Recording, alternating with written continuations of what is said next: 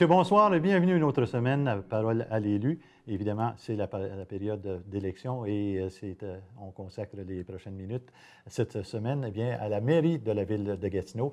Et notre premier invité ce soir, c'est M. Jacques Lemay. Bonsoir, M. Lemay. Bonsoir. Ça me fait plaisir que vous soyez des nôtres dans notre secteur Buckingham-Masson-Angers pour répondre à nos questions. Ça fait plaisir pour Monsieur Lemay, les gens vous connaissent un peu moins dans le secteur ici. J'aimerais ça que vous vous présentiez un petit peu. Puis pourquoi vous avez décidé de quand même y aller à fond de train? Vous n'avez pas décidé d'en aller simplement comme un conseiller, parce que c'est déjà beaucoup d'ouvrages, mais à la mairie, c'est le triple, sinon 5 fois l'ouvrage. Alors, pourquoi vous avez décidé ça? Je vous laisse vous introduire. En fait, les gens ont l'habitude de me connaître comme une personne dynamique et engagée, donc à fond de train, ça ne me fait pas peur. Au contraire, ça m'anime, comme je le dis souvent. D'où je viens, je suis natif du secteur Hall, rue Maisonneuve, en 1958, donc j'ai 55 ans, père de 2 enfants.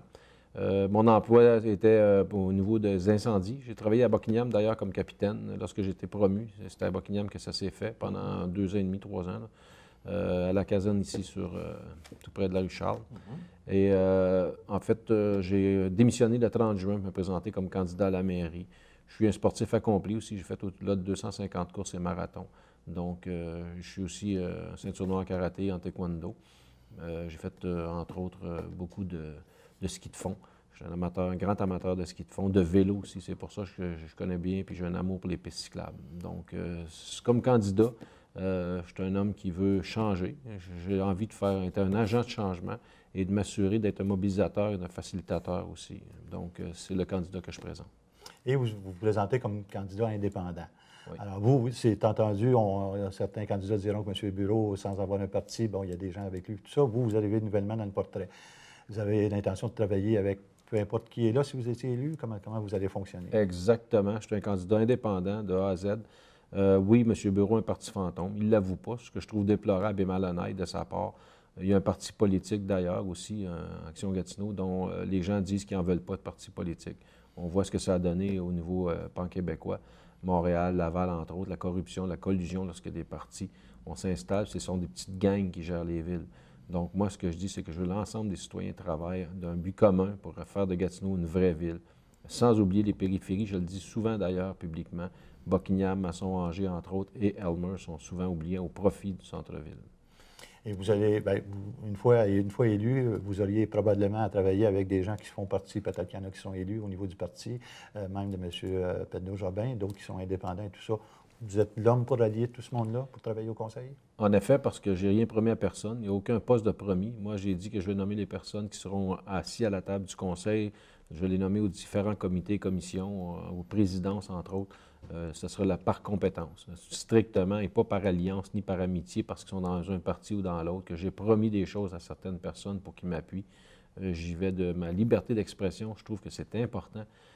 Quand il y a des partis politiques, que ce soit le parti fantôme ou le parti Action Gatineau, il y a des redevances qu'on doit. On a aidé le chef plus ou moins. Le chef, il va nommer ses amis, c'est certain, avant de nommer des indépendants. Moi, je peux nommer un exemple, M. Sénac, qui est Action Gatineau.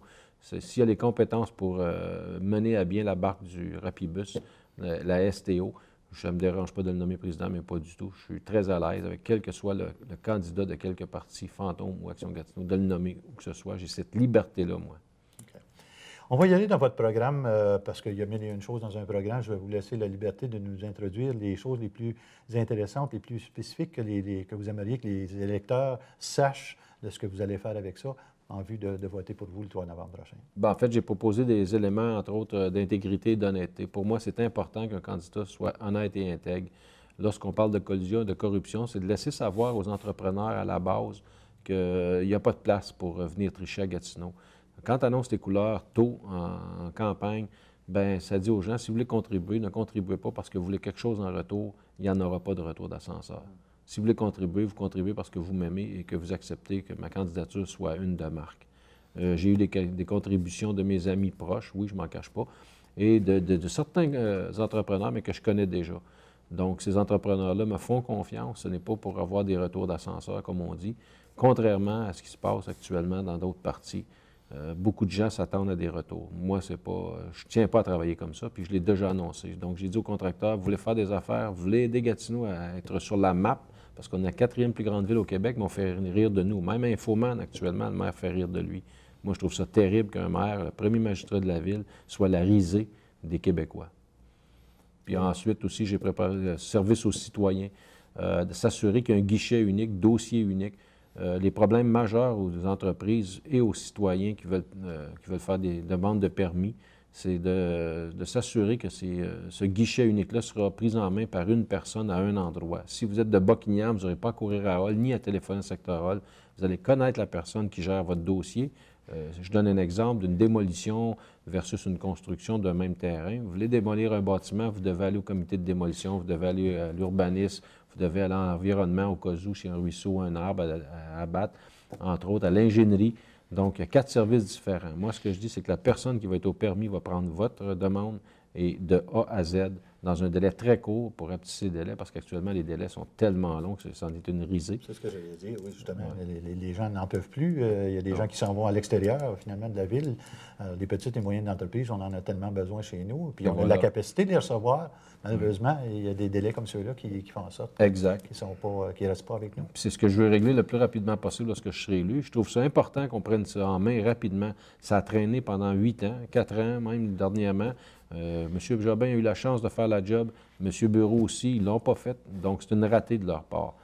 C'est clair. Ils ont eu la chance de régler ce problème-là. Et naturellement, ils ont fermé les yeux sur les problèmes en disant, là, maintenant, ils les promettent. Mais comment se fait qu'ils n'ont pas fait depuis 4 ans? C'est ce que je trouve déplorable.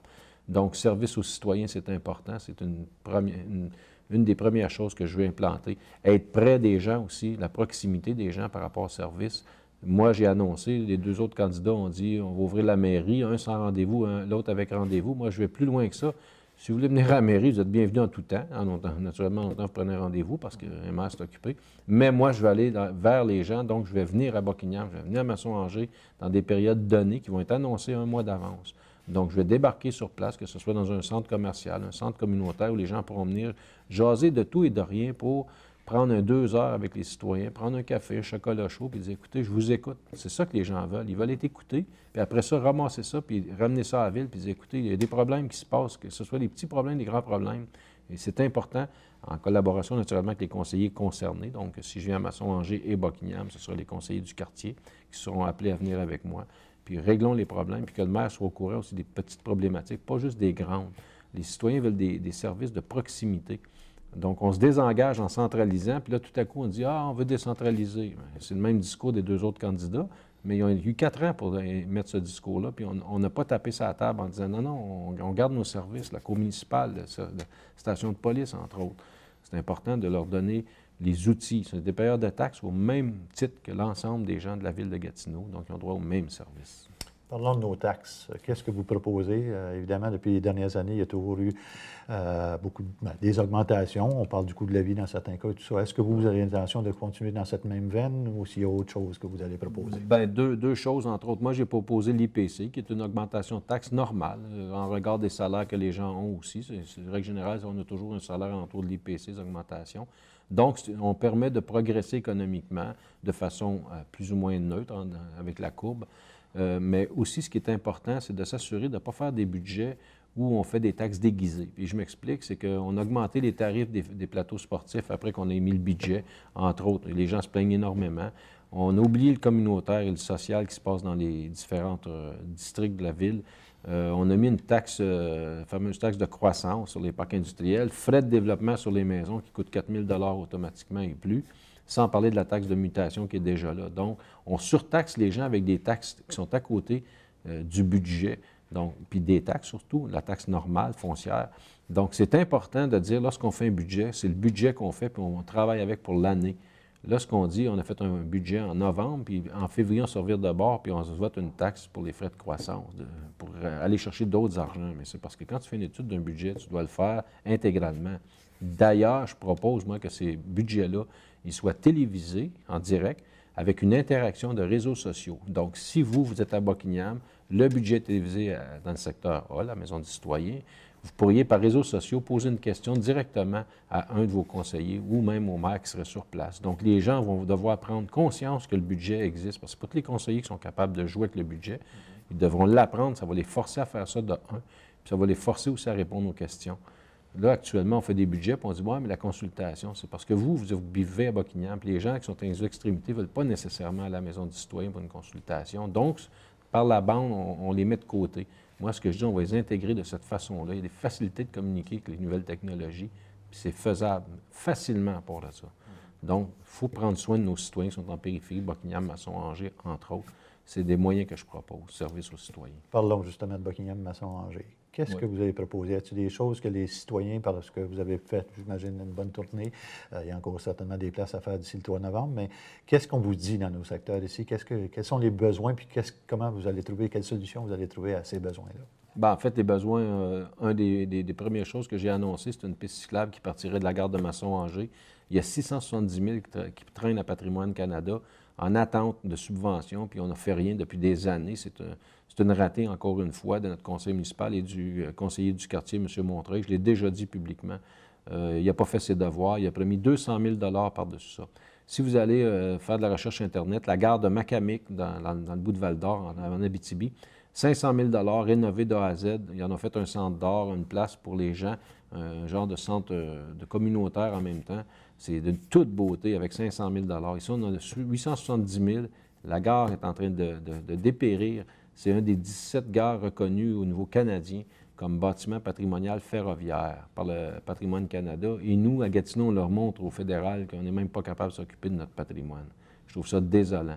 Rapibus, entre autres, aussi pour les gens de l'Est. Je pense que ça, c'est le cœur du problème. On vous entendait dans les médias d'information cette semaine-ci où vous avez patrouillé un petit peu les différents endroits, évidemment en ville, parce que le Rapibus, il est le plus, il est plus couru pour l'instant. Mais les gens ici, par ici, là, ils voient ce problème-là. Je pense qu'ils mettent encore plus de temps à se rendre au travail. C'est sûr que le Rapibus ne se rend pas ici, mais le fait qu'il y ait le Rapibus et la façon que les trajets sont bâtis, finalement, ça prend plus de temps que ça le prenait auparavant. Comment on règle ça? En fait, une des premières actions que j'ai faites, c'est que je suis allé sur le quai de Place de la Cité lundi à l'ouverture. Je suis allé rencontrer les gens de 6 h le matin, j'étais là. J'ai même mis mes bas de laine parce qu'il faisait froid. Et puis, j'ai écouté les gens, les petites problématiques qu'il y avait ici et là pour les régler éventuellement lorsque je serai maire. Puis mercredi, je suis allé à La Brosse aussi, m'enquérir de qu'est-ce qui ne va pas chez les gens, leur poser des questions parce qu'entre les transferts, j'avais le temps de jaser avec les gens. Et puis, oui, il y a des gens insatisfaits, il y en a beaucoup qui sont satisfaits. Qu'est-ce qui ne va pas, entre autres, bien, justement, hier dans le débat radiophonique avec M. Pedneau-Jobin, je lui ai mentionné quel était le numéro de ces lignes. J'ai posé la question, il ne savait même pas. Moi, j'ai étudié vraiment le dossier à fond, les lignes 95 et 17, entre autres. Donc, j'ai trouvé ça important de me renseigner vraiment avant de parler de quelque chose. Des express dans l'Est, c'est primordial. Puis je l'ai dit même avant l'action Gatineau, je ne m'en cache pas. Ça fait longtemps que j'en parle. J'en ai même proposé dans l'Ouest pour régler le problème. 250 millions, c'est beaucoup trop cher pour ce qu'on a. Naturellement, les services sont là maintenant, on n'a plus le choix, il faut vivre avec. Mais en sachant ça, on sait qu'il y a une portion de la population, il y a même un groupe qui est en train de s'organiser pour contester les services. Bien, rapidement, il faut que la STO s'assoie avec eux autres pour régler les problèmes. Pas attendre dans 2-3 semaines. Immédiatement, le maire, mais le maire, on sait bien que quand il y a des problèmes, il se sauve. M. Martin a une job, là. C'est pas parce qu'il s'en va dans une semaine qu'il faut qu'il arrête de travailler. Au contraire, il faut qu'il sorte fort, mais je ne suis pas certain que ça va être le cas. Donc, est-ce qu'ils vont régler les problèmes rapidement? C'est l'autre problématique, la question qu'on devrait se poser. Auriez-vous l'intention de vous présenter à la présidence de la STO à ce moment-là? Pas du tout. Pour vous, c'est pas pas la du façon tout. de passer. Moi, comme maire, j'aurais d'autres chats à fouetter. D'ailleurs, j'ai beaucoup d'interventions à Québec à faire. On voit le centre Gertin, entre autres, le multifonctionnel, qui n'avance pas du tout. Là. On n'a pas les argents encore. On a beaucoup de problématiques à régler avec Québec. Je pense que c'est important que ces choses-là bougent. Le maire, lui, c'est sa job. Puis il doit faire confiance à ses collègues. D'ailleurs, je trouve ça déplorable que le chef d'Action Gatineau dise qu'il va prendre la présidence de la STO. Il y a 18 candidats, puis il n'a pas trouvé un potentiel dans ces candidats. Ça ne fait pas une grande lecture pour les électeurs lorsqu'ils iront voter. Là. Je pense que quelque part, il y a un manque de la part du chef de ne pas reconnaître la capacité et les compétences de ces candidats. Ce midi, j'avais l'occasion de rencontrer les organismes communautaires, j'en fais partie avec la CDC Rond-Point, et nous rencontrions les 5 candidats de Masson-Angers et de Buckingham pour leur parler, pour leur dire, bien, les organismes communautaires ont besoin d'une reconnaissance dans la ville. Pour vous, là, est-ce que ces organismes communautaires, peu importe qu'ils soient d'ici ou d'ailleurs, mais ici, chez nous, Ils ont besoin de cette reconnaissance-là. Comment vous allez travailler avec eux? Bien, c'est certain qu'ils ont besoin de reconnaissance, mais non seulement de reconnaissance, mais aussi d'être pris en main parce que je m'aperçois, j'ai fait le tour de plusieurs d'ailleurs, puis souvent, on leur donne des petits locaux dans le fin fond d'un endroit, puis on n'en prend pas soin. Moi, ce que je dis, c'est qu'il faut bâtir des endroits où ils seront bien, là, pas réaménager avec les normes d'aujourd'hui, entre autres les personnes à mobilité réduite. Des fois, il n'y a pas de descente pour aller dans un sous-sol ou quoi que ce soit. Donc, c'est important de s'assurer que ça réponde aux nouvelles normes et aux nouvelles tendances. Que pas leur donner un local, on s'en débarrasse, puis qu'ils se rendent leurs problèmes. Les écouter, écouter leurs besoins, plan d'action avec une stratégie pour y arriver. Il y a des argents qui sont disponibles, puis ces gens-là, ils font partie de la société, donc il faut les reconnaître et puis il faut les aider surtout. On a à peine 2 minutes 40 devant nous. Encore, est-ce qu'il y a d'autres points au niveau de la ville ou encore des secteurs ici que vous aimeriez... En fait, plus de parler, en fait, là, je suis rendu à la fin de ma campagne. Naturellement, je continue à écouter les gens. On m'a dit qu'il y avait une piste de curling aussi dans l'Est, mais les gens dans l'Ouest m'en ont parlé. Donc, je suis à l'écoute des gens, je vais poursuivre l'écoute, je vais être sur le terrain. Naturellement, les sondages ont changé la donne un peu, mais j'ai un plan d'action, puis je m'en viens avec ça. En fait, mon plan d'action, c'est de dire, écoutez, je suis encore le capitaine du bateau. C'est pas un sondage qui va faire en sorte. Le sondage que j'entends sur la rue et parmi les foules, c'est de dire, M. Lemay, lâchez pas, on est encore avec vous. J'étais à la caisse de Buckingham tantôt, puis le monsieur dit, on vote pour vous encore, M. Lemay, lâchez pas. C'est vous qu'on veut. On veut d'un agent de changement. Les chicanes au conseil qu'on me parle, c'est tout le temps un ou l'autre. Qu'on élise un, qu'on élise l'autre, ça va être des chicanes encore pour 4 ans. Moi, je m'inscris comme un candidat indépendant qui ne doit rien à personne. Puis ça, c'est sûr que ça achale tout le monde. Mais non, je ne me rallierai pas à personne. Au contraire, j'ai beaucoup de bénévoles. Ils m'aiment, je les aime. J'apprécie ce qu'ils font pour moi. Ils mettent des heures, puis il n'y a pas personne qui a lâché le bateau encore. Donc, le capitaine, il n'est pas temps qu'il doit conduire le bateau à bon port, même si la mer est houleuse. M. Cholette, hier, vous recevez à son émission, vous et M. Jobin. M. Béraud n'était pas présent parce qu'il ne va pas dans les débats. Et il disait ce matin, étant donné à cause des sondages, avec ce qu'on apprend présentement, il disait ce matin, un vote pour M. Lemay, c'est un vote pour M. Béraud, en fin de compte. Comment vous interprétez ça, vous, de votre côté? Bien, écoutez, M. Cholette a déjà pris position pour Action Gatineau il y a 2 semaines. Il a dit que ça prenait un gouvernement. Je ne suis pas d'accord avec lui nécessairement, puis il y a plein de monde qui ne le sont pas non plus. Non, ce n'est pas un vote. Moi, je continue, comme je vous dis. M. Cholette voudrait bien sortir M. Béraud. On sait bien qu'il ne l'aime pas, c'est très clair. Puis moi, je dis que les gens ne doivent pas voter pour une question d'amour, ils doivent voter pour une question de compétence, un vrai leader, puis c'est comme ça que je m'inscris. Donc, je veux rester le gars gagnant que je suis et je veux le démontrer aux citoyens dans la prochaine semaine. Monsieur Lemay, je vous souhaite la meilleure des chances possibles. Le 3 novembre, on va inciter, dire aux gens que c'est important d'aller voter parce qu'on n'a pas eu un gros pourcentage la dernière fois, puis il faut éviter ça cette fois-ci. Il faut que les gens se prononcent. 109 000 personnes qui ne votent pas, c'est terrible. Il faut aller voter. Alors, chacun des votes est important. Exact. Merci, M. Lemay, encore une fois. Je vous souhaite la meilleure des chances possibles. Puis peut-être se reverrons-nous après le 4 novembre ici, dans nos studios, pour Parole à l'élu. Avec plaisir. Dans quelques instants, un nouveau candidat ici à Parole à l'élu, spéciale élection.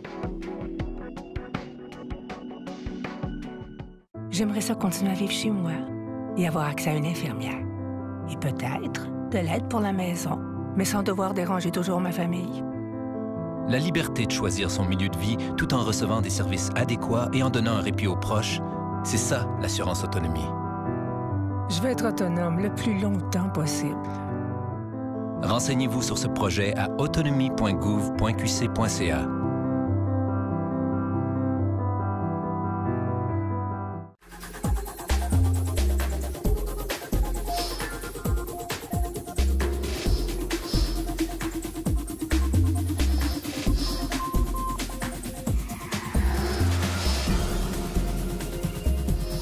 InfoMac de retour mardi le 5 novembre à 17h30.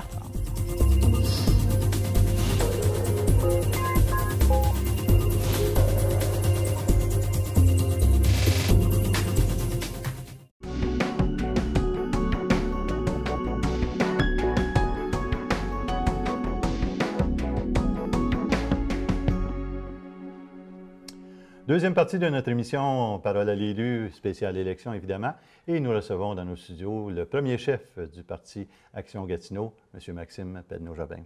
M. Vidéo-Jobin, bonjour. Bonjour. Ma première question, c'est celle-ci. Ça aurait été facile pour vous de vous représenter comme conseiller municipal. Vous seriez probablement là pour un autre mandat officiellement pour 4 ans. Vous avez choisi d'être le premier chef d'un parti politique dans Gatineau. Pourquoi? C'est tellement d'ouvrages que des fois, je me demande pourquoi moi aussi. Mais pour moi, c'était clair que Gatineau a des problèmes précis. On l'a vu avec Raymond Chabot, on l'a vu avec l'Ombudsman, le vérificateur général. C'est une ville qui en fait, ne sait pas où elle s'en va. On a des gens qui tirent la couverte de leur bord plutôt que d'avoir une vision commune. Et pour moi, Action Gatineau, c'était la réponse à ça. C'est de dire qu'il faut qu'avant l'élection, on ait des gens de partout à Gatineau qui se rassemblent, qui réfléchissent à leur ville, qui voient ce qu'ils veulent se donner comme vision, pour que le lendemain d'élection, le premier jour, on part, puis on a une direction claire. Et si on ne change pas la façon traditionnelle de faire de la politique municipale, on n'y arrivera pas. Là. Gatineau, là, c'est 520 millions de budget, une dette de 517 millions, 3000 employés. Ça prend vraiment un groupe qui sait où il s'en va. Et pour moi, Action Gatineau, c'est vraiment la réponse à ça. Puis si on ne fait pas ça, moi, j'aurais l'impression de perdre mon temps au conseil parce que c'est ça le changement profond qu'on doit amener. C'est pour ça qu'au lieu de prendre la voie facile, j'ai pris la voie qui, pour moi, est la meilleure pour Gatineau. Et ça, en dépit du fait que les partis politiques ne sont pas nécessairement bien vus par ces temps-ci. On sait tous ce qui se passe à la commission Charbonneau. Oui. De votre côté, vous misez là-dessus quand même parce que vous dites on va être impeccable dans ce qu'on va faire. Oui, puis c'est-à-dire je ne changerai pas d'idée juste pour être sûr de gagner mes élections. Moi, je suis convaincu que c'est ça qui est bon pour Gatineau, c'est ça que je vais faire. Puis en plus, on beurre pas mal épais sur Charbonneau parce qu'à Granby, il n'y a pas de parti, puis l'UPAC est là. On a vu un paquet de villes, de villages, en fait, de l'Outaouais qui ont reçu des visites, puis il n'y a pas de parti politique. Il y a le maire de Mascouche, c'est son parti politique qui l'a mis dehors. Pour moi, ce n'est pas les institutions qui sont corrompues, c'est les gens.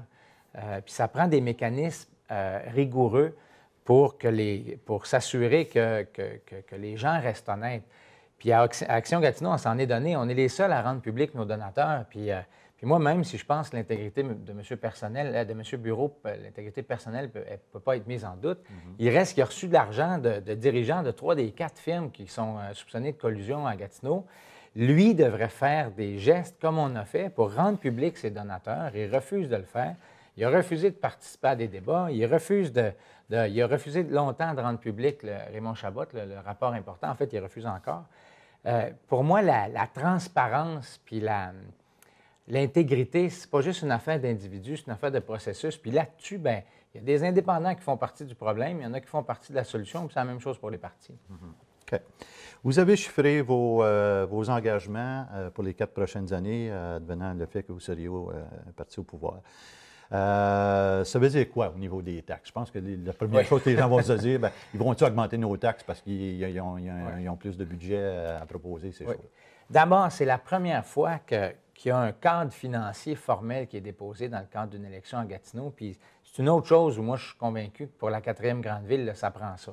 Fait que nous, ça dépasse même les taxes, notre prise de position. C'est comment on va gérer la dette? Ça va être quoi les hausses de taxes prévues? Comment on voit l'ensemble de nos dépenses. Parce que dans le mode traditionnel, là, tout le monde dans chacun des quartiers a plein de projets puis veut faire avancer ça, mais à un moment donné, l'argent ne pousse pas dans les arbres. Il faut se donner un cadre duquel on ne sortira pas. Pour les taxes, en fait, les citoyens ont un choix qui est assez limité. C'est que les 3 candidats à la mairie, on a la même approche. Ce qu'on veut, c'est des hausses de taxes à l'IPC, l'indice des prix à consommation, donc l'inflation, plus la taxe dédiée de 1 %. Mais nous, ce qu'on propose en plus, c'est qu'on veut mener une bataille qui, pour moi, est extrêmement importante, c'est de rapatrier un point d'impôt vers les villes, un point de TVQ. Donc, quand il y a de la TVQ qui se dépense à Gatineau, quand il y a de l'activité économique, qu'il y ait un pourcentage qui vienne à la ville pour qu'on se libère de l'impôt foncier. Présentement, je pense que c'est 87 % du budget de la ville qui dépend de l'impôt foncier. Donc, à toutes les fois que la ville grandit, qu'il faut qu'on fasse du rattrapage aux infrastructures, bien, il faut puiser dans les poches des gens à travers l'impôt foncier. Et nous, on pense que ça serait plus intéressant et de loin que ça soit une partie de la TVQ. À Gatineau, là, 1 % ça donnerait entre 40 et 50 millions. Donc, ça permet de faire beaucoup de choses. Puis l'avantage de la TVQ, c'est qu'on peut ne pas la payer Par exemple, les personnes âgées qui sont en appartement vont voir leur loyer augmenter en fonction des taxes municipales, alors que la TVQ, s'ils ne magasinent pas, ils ne la payent pas. Fait que c'est plus intéressant comme taxe. Un citoyen qui serait pessimiste dirait, bien oui, c'est peut-être un vœu pieux. Comment vous pensez aller chercher ça? Parce que c'est au niveau du gouvernement provincial quand même que ça vient. Là. Oui, puis ça ne sera pas... c'est à long terme. C'est pour ça que je parle de bataille. Là. Mais en fait, les pessimistes ont dit la même chose quand on voulait faire les programmes aux infrastructures, là, un tiers, un tiers, un tiers. Ils disaient, bien, ça vaut beau revendiquer ça, mais vous ne l'aurez jamais. Bien, on l'a eu. Si on ne l'amène pas, la bataille, on ne la gagnera pas. Puis pour moi, celle-là est extrêmement importante. Surtout que les partis ne sont pas contre au niveau provincial. La question, c'est quand est-ce qu'on va être capable d'aller le chercher? Puis ça, bien, c'est qu'une question de force politique. Puis c'est ça qui manque à Gatineau. Bon, je vais revenir justement là-dessus, parce que vous dites on veut donner comme parti une voix forte à Gatineau. Ça veut dire beaucoup, ça, là. Ça veut dire que vous misez sur le fait que M. Bureau n'est pas cette voix forte-là pour aller chercher des choses comme celle-là? Tout à fait. M. Bureau a des qualités, mais moi, je pense que celle-là, il ne l'a pas. On a besoin d'un maire qui parle fort pour sa ville. Puis ça, c'est autant dans des questions comme la TVQ, qui sont directement municipales, autant dans des cas comme la santé. On dépense 100 millions à Ottawa chaque année. Là. Ça, c'est 1 milliard à tous les 10 ans, là, pour des services de santé qui sont offerts de l'autre côté.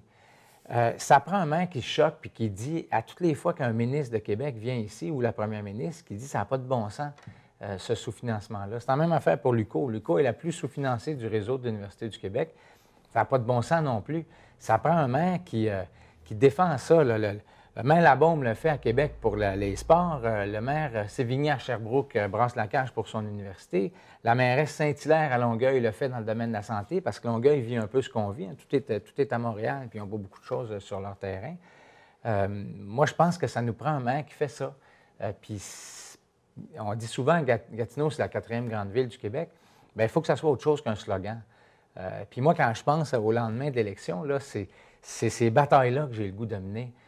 Parce qu'il me semble que ça fait longtemps qu'on n'a pas eu quelqu'un qui a parlé fort pour Gatineau.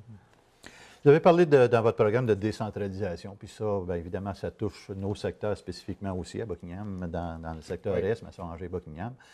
Comment vous voyez ça, la décentralisation de la ville de Gatineau? Ça, c'est peut-être une des grandes différences entre Action Gatineau et tous les autres. M. Bureau a centralisé Gatineau comme, en fait, plus que ce que c'était au moment de la fusion. Là.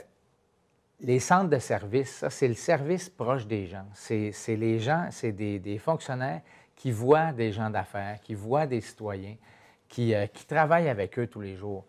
Et là, dans les centres de services, il n'y a à peu près plus de pouvoir. On a tout mis ça, puis nous autres, on a voté contre, on s'est opposé, à la maison du citoyen. Donc, il n'y a plus de décisions qui se prennent localement ou à peu près. En plus de ça, on a centralisé la cour municipale. Avant, ici, à l'Est, on pouvait aller dans l'ancien Gatineau, où les gens d'Elmer pouvaient aller à Elmer. Là, tout ça se fait à la maison du citoyen. Pour moi, c'est une erreur. La ville, elle est grande, c'est 61 km de large. On a besoin de donner du pouvoir aux gens sur le terrain. Puis pour moi, c'est ça c'est ça dont on parle quand on parle de décentralisation. Puis je dis même qu'il y a un élément d'identité, là. Moi, si on veut, je pense qu'on doit mettre en valeur l'histoire locale, le patrimoine local. Puis ça, bien, il n'y a personne qui est mieux placé que les gens localement pour faire ça.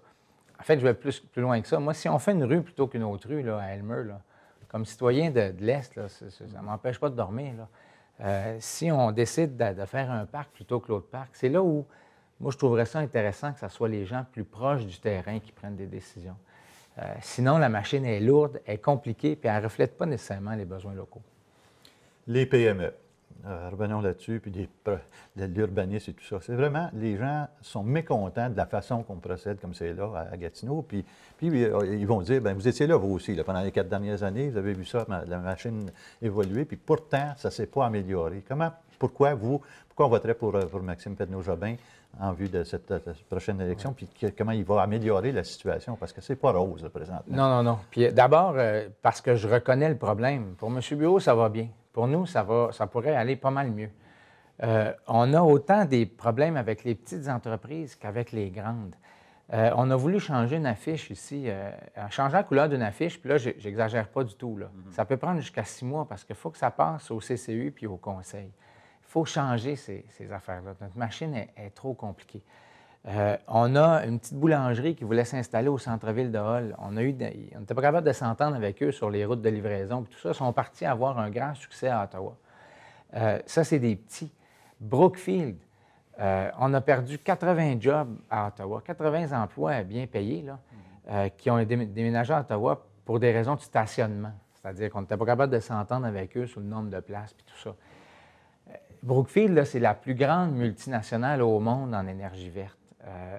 Il y a des maires puis des mairesses à la grandeur du Québec, sinon du monde, qui se battent pour avoir des entreprises comme ça puis qui veulent qu'on ait des emplois comme ça chez nous. Moi, ce que je ferais différemment, d'abord, c'est que je m'impliquerais. Je prendrais le téléphone, j'appellerais le président, puis je dirais, Monsieur le Président, donnez-nous un certain nombre de jours, là, de semaines, de mois, puis on va en trouver une solution. C'est pas vrai que nos règlements doivent nuire à ce point-là au développement économique. Là. Moi, je suis prêt à trouver des accommodements pour 80 emplois qui doivent faire à peu près 100 000 de moyenne. Ce n'est pas des emplois qui sont mal payés, ça. Là.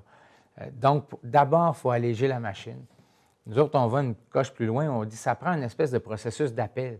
Quand ça bloque dans la machine, il faut qu'il y ait soit un élu qui soit responsable de voir avec les gens qu'est-ce qu'on peut faire, ou même l'ombudsman. Des fois, les gens d'affaires ne veulent pas nécessairement que ça se sache qu'ils sont en chicane avec la ville parce qu'ils vont avoir d'autres projets plus tard. Puis, fait que ça pourrait être l'ombudsman qui se fait une espèce de ligne d'appel où les gens peuvent essayer de voir si l'ombudsman ne peut pas intervenir pour faciliter les choses. On a toute une série de mesures comme ça qu'on veut prendre, mais essentiellement, c'est de remettre l'économie comme priorité à la ville. Et vous vous engagez que ça ne prendra pas 4 ans pour faire ça, là? Non. Il y a même des villes qui ont réussi. À Vancouver, ils ont appris des gens d'affaires, des citoyens. Je pense qu'ils ont pris le vérificateur général aussi, puis c'est ce que moi je propose. Et ils ont fait une espèce de comité qui a regardé l'ensemble des procédures. Quand on veut un plan d'affaires à Ville-de-Gatineau, on peut avoir une subvention de 5 000 $, il faut faire 4 rapports. On peut-tu réduire ça à 2, là, un au début puis un à la fin?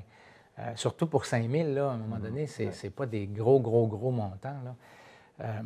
Fait qu'avec ce comité-là, on regarderait l'ensemble des mesures pour alléger notre machine. On a 5 minutes devant nous encore avant la fin de l'émission, M. Petneau-Jobin. J'aimerais que vous nous parliez du Rapibus, de la STO, et vous avez dit que si vous étiez porté au pouvoir, que vous alliez vous-même présider la STO, en tout cas pour un bout de temps. Oui. C'est beau le Rapibus, on a mis beaucoup d'argent dedans. Maintenant, ça ne va pas plus vite pour l'instant. Puis il y a beaucoup de citoyens qui sont déçus de ce que ça fait. Alors, comment vous engagez là-dedans à essayer d'améliorer les choses? Bien, d'abord, pour moi, il y a une question de leadership là aussi. Là. On a vu, le leadership commence un lundi matin, le STO commence un lundi matin, le Rapibus, et on a personne sur le...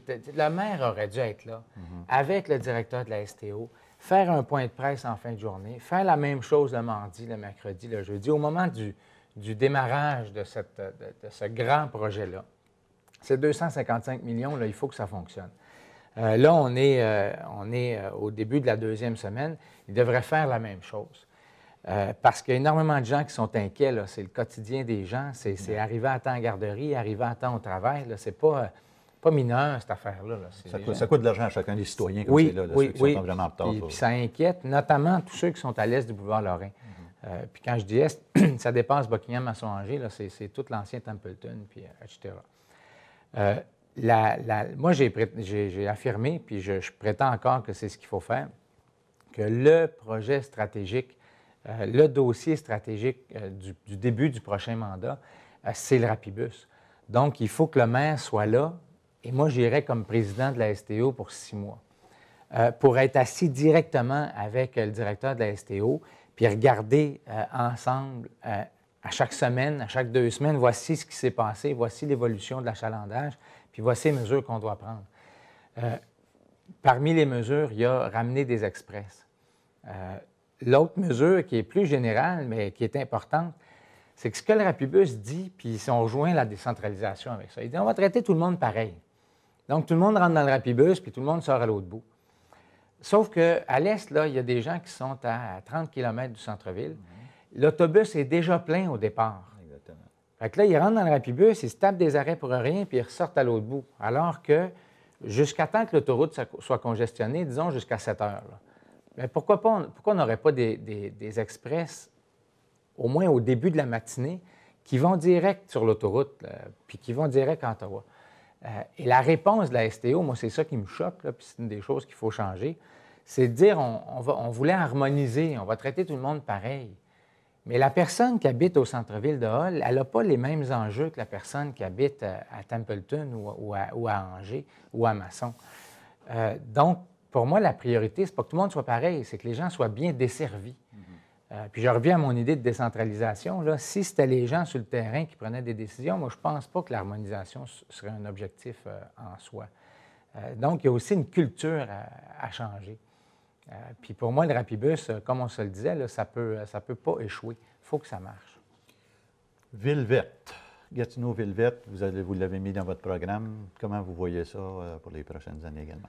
Bien, nous, il y a 2 aspects. Il y en a un qui est plus général. Nous, on pense que le principe le plus important, c'est que les gens habitent, travaillent, fassent leurs achats et leurs loisirs dans le même quartier. Moi, vous me permettrez de parler un peu de mon quartier. C'est ça qui fait que c'est beau, Buckingham. C'est que les gens, puis qu'on a une communauté un peu tricotée, serrée, c'est que les gens habitent, travaillent, peuvent consommer ici. On a vraiment une belle vie de communauté. Et c'est ça qu'on devrait reproduire à la grandeur de Gatineau. Fait que ça, c'est le principe qu'on applique. À court terme, on a aussi un problème de vélo. C'est-à-dire il y a quelques années, on pouvait prétendre que l'ancien Hull était la capitale du vélo au Québec. On avait investi beaucoup. On était impliqué dans les projets comme la route verte. C'était vraiment, on jouait un rôle de leadership dans ce domaine-là. Nous, on veut doubler les budgets qui vont aux pistes cyclables, mais les pistes existantes, là, souvent, puis je pense que ça s'applique même dans le cœur de Buckingham, mais ça s'applique un peu partout. Souvent, on a des bouts de pistes qui ne sont pas reliés. Des fois, on a une piste, puis là, pour faire le lien, ça prendrait juste une ligne jaune. Là. Ça prendrait juste vraiment du marquage. C'est pas bien cher. Puis à Ottawa, on fait un exercice intéressant. Ils ont demandé à tous les citoyens d'écrire, tous les passionnés de vélo, de dire écrivez-nous, dites-nous ce qu'on devrait changer sur le réseau actuel. Puis c'est comme ça qu'ils ont influencé, qu'ils ont fait leurs investissements. Puis ça semble donner des résultats bien intéressants. On se donne la dernière minute pour chacun des candidats pour tenter de convaincre la population que, dans votre cas, vous, que votre équipe du parti, c'est la meilleure équipe, c'est avec ces gens-là. Maintenant, vous, est-ce que vous allez travailler avec n'importe qui si vos gens ne sont pas tous là, si vous étiez vous élu? Absolument. Moi, après l'élection, je deviens le maire de tous les Gatinois. Les conseillers deviennent les conseillers de tout le monde dans leur quartier qui a voté pour eux ou non. La différence avec Action Gatineau, c'est qu'on arrive avec un programme. Ça fait que le jour 1, là, moi, je dépose ça au conseil, puis je suis capable de dire, bien, moi, je propose qu'on s'en aille par là. Les gens votent là-dessus, puis on a ce que tout le monde prétend qu'on n'a pas présentement, c'est des orientations claires. Et ça nous permet d'économiser, le vérificateur général nous le disait, ça nous permet d'avancer plus vite, puis surtout, ça nous permet de mettre Gatineau sur la carte politique du Québec. M. Papineau-Jobin, merci beaucoup d'être venu nous rencontrer. Puis on vous souhaite bonne chance pour cette élection et on invite les gens d'aller voter le 3 novembre. Dans quelques instants, le candidat et maire de la ville de Gatineau, M. Marc Bureau. Je m'appelle Clémence. À ma naissance, il me manquait un pied, fait que j'ai une prothèse. C'est très utile. Quand je suis à l'école, il n'y a rien que moi qui est amputé. Au séminaire, il y a des amputés de guerre. Je vois beaucoup de personnes qui sont comme moi. Je retrouve un peu ma deuxième famille. Quand je reviens du séminaire, je suis énergique. Il n'y a rien qui va m'arrêter parce que je suis une vainqueur. Ça, c'est ma jambe quand j'avais 3 ans, 4 ans.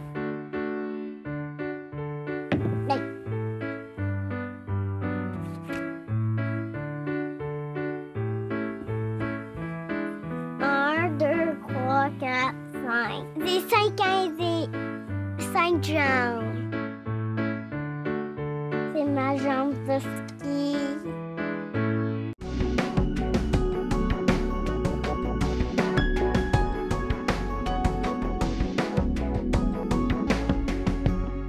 Dernière partie de notre émission sur les candidats portant sur les candidats à la mairie de la ville de Gatineau. Et nous recevons à ce moment-ci le maire de la ville de Gatineau, M. Marc Bureau. M. Bureau, bienvenue dans nos studios. Bonjour. C'est pas facile d'être maire, puis c'est toujours celui qui reçoit le plus de critiques. Puis là, vous décidez d'y aller d'un 3e mandat. Pourquoi vous avez décidé ça? Bien, je pense que c'est vraiment un honneur puis un bonheur que de servir les citoyens de la ville de Gatineau. Et c'est sûr que c'est un métier où il ne faut pas compter ses heures, mais ça me permet de rencontrer, entre autres, des citoyens là, extraordinaires dans notre ville. Mais si j'ai choisi vraiment de continuer, c'est pour continuer un petit peu tout le travail qui a été commencé. D'abord, tous les grands projets qu'on avait identifiés sont terminés, mais il y en a beaucoup de projets là, que je veux voir continuer. Par exemple, dans le secteur de Hall, il y a certainement le centre multifonctionnel. On a parlé aussi beaucoup des bibliothèques. Donc, c'est des destinations Gatineau. Il y a beaucoup de projets sur la table pour poursuivre aussi le rapibus vers l'est, vers la station Lorrain, vers Elmer. Donc, il y a beaucoup de travail sur la table de travail, puis c'est pour continuer un petit peu les projets qui sont commencés. Vous avez, pour ne pas dire depuis les derniers mois, pour ne pas dire depuis les dernières années, vous avez rencontré des milliers de personnes. Vous vous dites un maire de terrain. Donc, quand vous rencontrez ces gens-là, qu'est-ce qu'on vous demande? Autant dans les secteurs ici, je vais vous demander dans la ville en général, mais dans nos secteurs de Buckingham-Massanger. Qu'est-ce qu'on veut avoir? Je pense qu'il y a deux choses dans le cadre de cette réélection ici qui reviennent beaucoup. C'est toutes les infrastructures, l'état des routes particulièrement. Les gens sont vraiment préoccupés par l'état des routes. Il y a beaucoup de travail à faire sur ce sujet-là. Puis le deuxième sujet qu'on me parle le plus, évidemment, je suis le maire, c'est le compte de taxes des citoyens, de ne pas augmenter trop les taxes. Ça, on en entend beaucoup parler.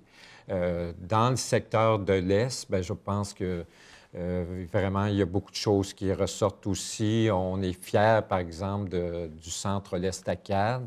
On a besoin d'améliorer ça. Enfin, j'ai rencontré des gens de l'Estacade. Ils veulent mettre plusieurs milliers de dollars. On a à rénover un petit peu la salle. Fait que tout le domaine culturel dans le secteur de Buckingham, c'est très fort. Dans le secteur Masson-Angers, dans Angers, on entend beaucoup parler de parcs.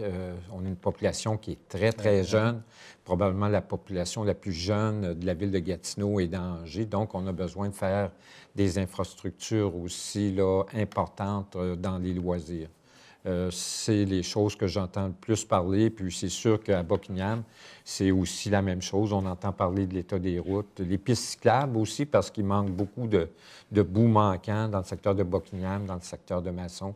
Puis les gens nous parlent beaucoup de pistes cyclables puis de parcs aussi. Vous avez parlé des taxes. On va revenir là-dessus.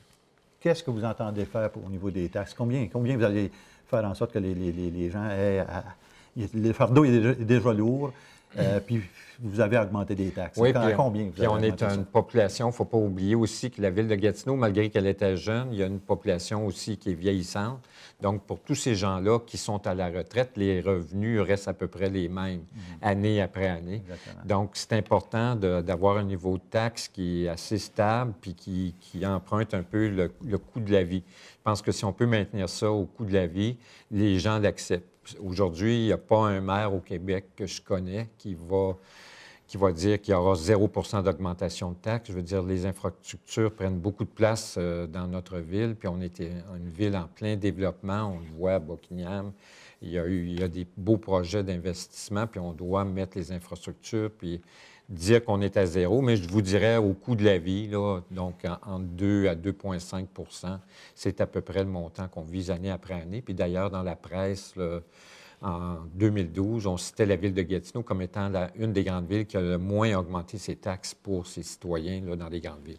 Oui, justement, parce que si on regardait ça, c'est au niveau des taxes.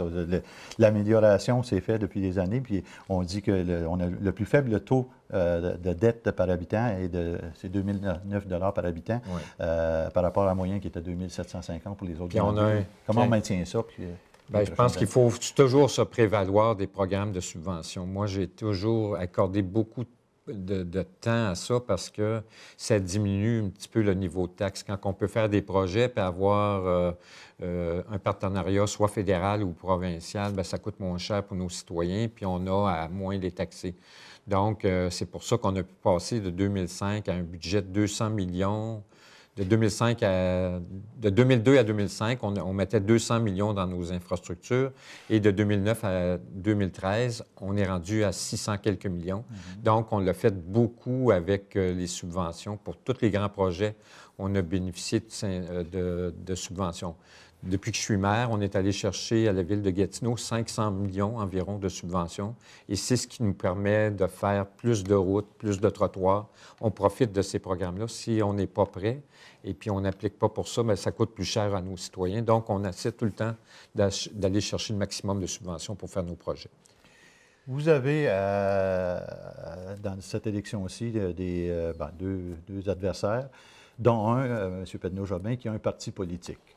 Pour vous, c'était pas, en tout cas, vous ne voyez pas la nécessité d'avoir un parti politique. Par contre, vos adversaires vous disent, bien, M. Bureau, son parti politique, on dit caché. Okay. Comment vous répondez à ça? Bien, je dirais que c'est tout à fait faux parce que 17 de mes 18 conseillers avaient des responsabilités. Et puis, tous les élus qui ont adhéré au parti politique, que ce soit M. Laframboise, M. Anger, M. Maxime Pedneau-Jobin, Mme Apollon, M. Psenac, ont eu des présidences de comité. Et malgré la formation de ce parti politique-là, il y a plus près de 2 ans, ces personnes-là ont gardé les mêmes responsabilités. On a continué quand même à travailler en équipe. C'est sûr que dans la dernière année, on voyait vraiment qu'il y avait un parti politique de formé.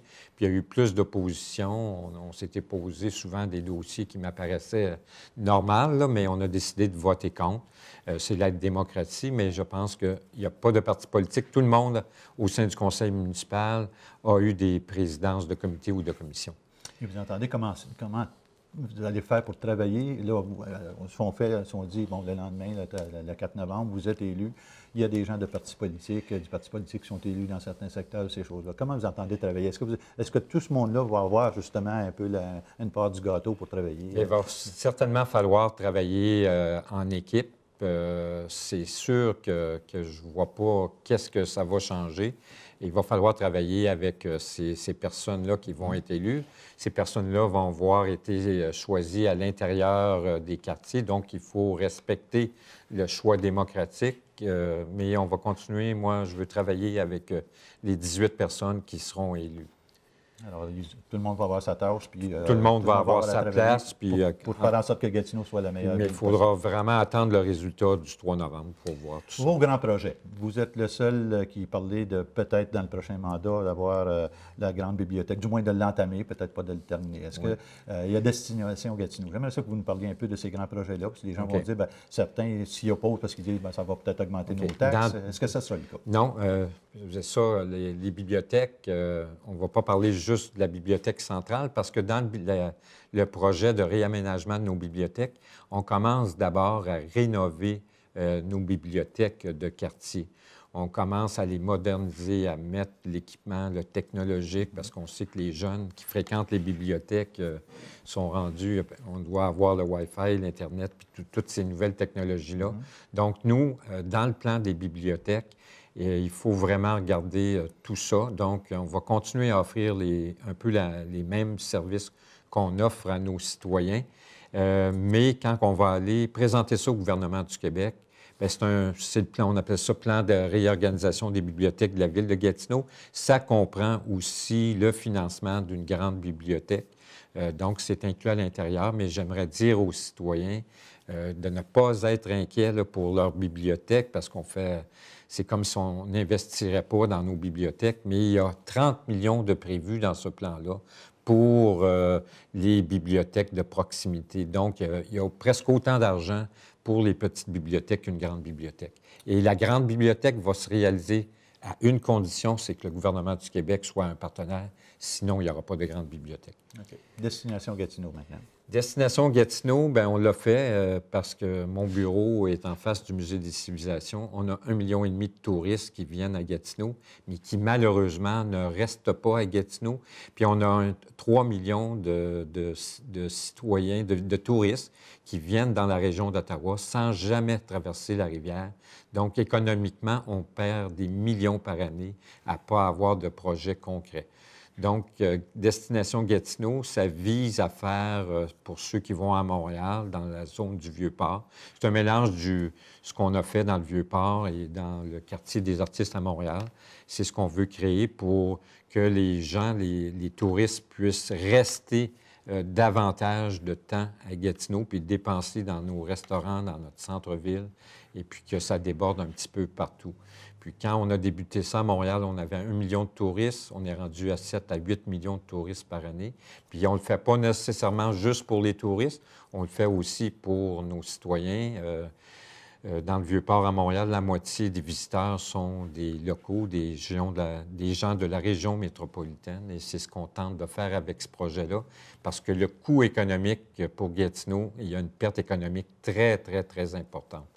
Puis évidemment, bien, on veut encore poursuivre dans le tourisme sportif. On sait qu'on a eu les Jeux du Québec, donc il y a une volonté pour moi de continuer à accueillir des compétitions là, du niveau provincial à international chez nous un petit peu tout le temps. Parce qu'on voit que le nord de Gatineau commence à être répandu un peu partout dans le monde, du moins avec les dernières compétitions de natation et tout ça. Oui, puis il y a eu le plongeon qui ont fait, la Grand Plongeon Canada a décidé de tenir sa compétition internationale pour les 4 prochaines années à Gatineau. On est rendu quand même avec le plus grand club de natation maintenant, puis le plus grand club de gymnastique au Canada. Donc, je pense qu'on est en train de devenir une destination touristique, là, sportive, vraiment, ça se démarque le tourisme sportif actuellement. Les petits organismes, les organismes communautaires, les clubs d'or et tout ça. Vous avez mentionné que dans votre programme, vous étiez pour vous intéresser encore plus à eux en leur donnant de petites subventions de plus ou quoi? Oui. Comment vous allez fonctionner avec elles? Bien, d'abord, on a une nouvelle enveloppe pour lutter contre la pauvreté. Donc, ça va nous permettre d'intervenir dans chacun des secteurs de pauvreté. On sait qu'à Buckingham, entre autres, à Masson, il y a des poches de pauvreté importantes. Donc, il y a 1,5 million de dollars pour lutter contre ces poches de pauvreté-là, aider des organismes qui travaillent dans la pauvreté. Donc, ça, c'est très intéressant pour la Ville de Gatineau. Cette enveloppe-là est là pour les 4 prochaines années. C'est un programme qu'on fait avec le gouvernement du Québec. C'est très intéressant. Le communautaire aussi, c'est important pour la Ville de Gatineau. On finance nos organismes sportifs, culturels, communautaires, puis aussi dans nos personnes âgées. Mais je pense particulièrement aux personnes âgées parce que la population qui est environ à 15 va aller plus vers le 20-23 dans plusieurs années. Puis donc, il faut, à mon sens, augmenter un petit peu les subventions pour ceux qui travaillent avec les personnes aînées parce que c'est assez stable. On finance bien, on met 1,5 million chez 1 million par année chez les aînés, mais je pense qu'il faut faire vraiment un petit peu plus pour nos personnes aînées puis avoir un souci de ça. Vous parlez de nos aînés, mais vous parlez aussi également d'avoir peut-être 700 nouveaux logements abordables d'ici 2017. Est-ce que ça comprend certains de ces logements-là pour comprendre nos secteurs ici? Oui, on voit. On a ouvert récemment, j'ai eu le plaisir d'ouvrir un 60 logis, le Bel Âge, qui est un très beau travail de la communauté. Puis il y a d'autres projets pour Buckingham qu'on est en train de regarder aussi. Buckingham est un secteur qui se développe, puis on doit vraiment aider tous les secteurs. Puis la mixité doit viser tous les quartiers de la ville de Gatineau. On ne doit pas faire seulement des logements dans le centre-ville de Hull. On doit les faire à Buckingham, à Angers, à Masson, un peu partout. Mais là aussi, on est dépendant des subventions gouvernementales, mais on a toujours réussi à le faire. Là, on a une problématique, vous serez le premier à le dire, côté urbaniste, vous avez parlé d'économie tout à l'heure, puis on ne peut pas parler d'économie chez nous sans parler des PME. Les gens semblent dire qu'on a beaucoup de paperasse, ça prend du temps, c'est lourd, puis parfois, dans certains cas, on va s'établir ailleurs à cause de tout ça. Comment on va régler ça, cette problématique? Je pense que c'est assez facile à régler. Il faut simplifier les choses. Donc, dorénavant, ce qu'on va tenter de faire avec notre service d'urbanisme, il y a toute une conformité qui doit se faire. Donc, on va parler de la conformité. On va donner les permis d'affaires plus rapidement. Puis après ça, le propriétaire d'un commerce ou d'une entreprise s'appliquera à voir la conformité. D'ailleurs, des fois, on demande, par exemple, de planter 2 arbres en avant du commerce. On demande toute une série de listes. Oui. Donc, on donnera le permis d'affaires, puis on s'assurera à la Ville que toutes les exigences, que le commerçant ou l'entreprise puisse le faire un peu plus tard. Ça coûte plus cher aux entreprises de chez nous, là, comparativement ailleurs dans d'autres municipalités. Peut-être est-ce que c'est parce qu'on exige trop de choses?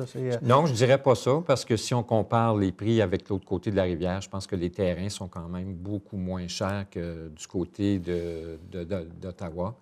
Et puis, il faut rendre ça plus simple, probablement. Mais pourquoi on n'a pas commencé à le faire avant? On dit ça aujourd'hui parce qu'on est arrivé avec cette problématique-là, mais ça fait longtemps que ça dure. Est-ce que c'est le fait de rétablir, de mettre en place la nouvelle ville? Oui, on est une grande ville, c'est ça. Puis il y avait 5 secteurs. Puis je pense que ce qu'on a essayé de faire vraiment dans un premier temps, c'est d'avoir les mêmes méthodes, la même conformité à travers la ville de Gatineau. Puis là, ça, c'est fait maintenant. Puis il faut que tous les services se parlent ensemble. Donc, il faut que le développement économique travaille avec l'urbanisme, avec notre service d'environnement. Et puis, il faut que tout ça soit imbriqué les uns dans les autres. Dans les 2 prochaines minutes, on ne peut pas passer à côté du Rapibus, qui est un problème, c'est-à-dire que c'est un beau problème, me semble-t-il, mais il va falloir régler des choses, puis surtout pour les gens de nos secteurs ici de Buckingham-Masson-Angers, où on se dit, bien, on est en retard au travail, on revient tard le soir, ça nous coûte plus cher pour les garderies, etc., etc. Là, je ne vais pas vous nommer toutes ces problématiques-là. Comment on va résoudre ça? Bien, je pense qu'on a fait beaucoup. Le Rapibus, c'est un gros succès au départ. On ne s'attendait pas à cette affluence-là. On aura les chiffres un peu plus tard, mais c'est une très, très grosse affluence pour la ville de Gatineau. Mais on a rajouté des circuits tout au long de la semaine. On va continuer à le faire. Puis là, on travaille vraiment justement dans les quartiers pour les 2 ou 3 prochaines semaines, faire en sorte que l'autobus qui vous emmène du quartier au Rapibus, que ça puisse se passer le plus rapidement. Puis il y a des réajustements à faire, mais moi, j'ai confiance en la STO. Il faut juste se donner du temps. Puis je compare ça un petit peu au centre sportif qu'on a ouvert. Quand on a ouvert, on a eu quelques difficultés, problèmes de stationnement, problèmes d'accessibilité. Ça avait coûté un petit peu plus cher. Puis là, je pense qu'il faut se réajuster, mais la STO travaille là, quasiment 24 heures sur 24 présentement. C'est très demandant pour leurs employés, mais on est en train de faire tout ça. Alors, c'est pas facile. C'est pas facile. Mais je veux dire peut-être aussi aux citoyens de Gatineau, aux citoyens de Buckingham particulièrement, aujourd'hui, que dans les 4 dernières années, on est passé d'un montant de 15 millions à 45 millions. Donc, Buckingham représente 5 de la population, mais on a mis 15 du budget dans le secteur de Buckingham à refaire des infrastructures. On a juste à voir le développement du pont McLaren, de la rue principale, de la rue Lépine, le centre-ville, la piscine, le garage municipal. Donc, ça va continuer. Les secteurs sont importants, puis les districts sont importants. Monsieur Bureau, je vous laisse la parole pour les dernières 30 secondes. Inviter les gens à aller voter, première des choses. Oui, allez voter le 3 novembre. Puis moi, je souhaite vraiment travailler en équipe. Puis je souhaite que les citoyens fassent le choix de choisir avant tout des gens qui sont indépendants puis qui ne suivent pas une ligne de parti. Donc, j'invite les citoyens à venir voter le 3 novembre, mais à voter pour des candidats indépendants. M. Bureau, merci beaucoup encore une fois de vous être à nos studios. Et puis, pour vous qui êtes à la maison, bien, il vous reste votre devoir de citoyen à faire après avoir écouté les différents conseillers, les gens qui veulent avoir les postes de conseillers à la mairie, autant ici qu'à l'Ange Gardien. Alors, allez voter le 3 novembre. C'est important qu'on augmente le taux de participation. Merci beaucoup et bonsoir.